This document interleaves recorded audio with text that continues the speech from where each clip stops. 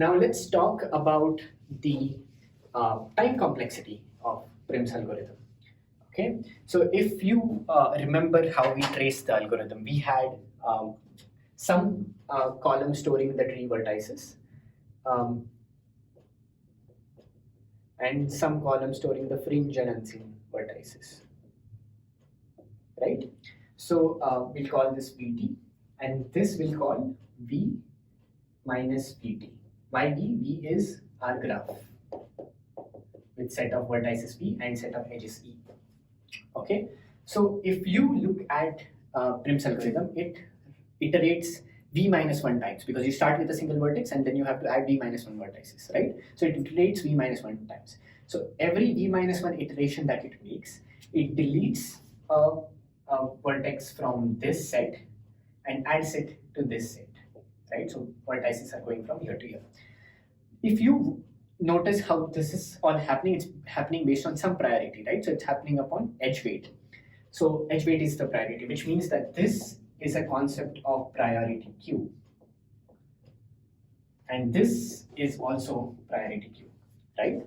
So what's the most efficient way of implementing a priority queue? If you use a min heap to implement the priority queue, the operations of deletion and addition are all of complexity log V, where V is the number of vertices in the heap, right?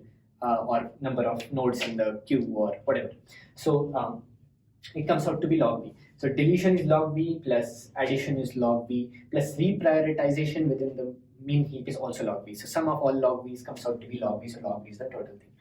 Now, how many times does it do this? It has to, the Prim's algorithm iterates V minus 1 times and it makes E verifications across the edges to find out which is the smaller edge, and then it does log V operations, right?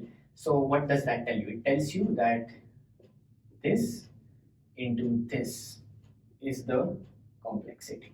Now for any given graph, V minus 1 is always going to be less than or equal to the number of edges. Okay, the most simplest graph, if you look at, is something like this, right?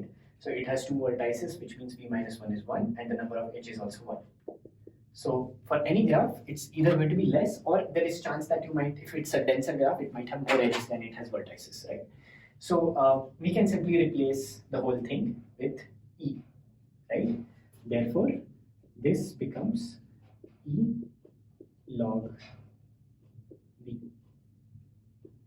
dego of E log V. So that's our final time complexity of Prim's algorithm.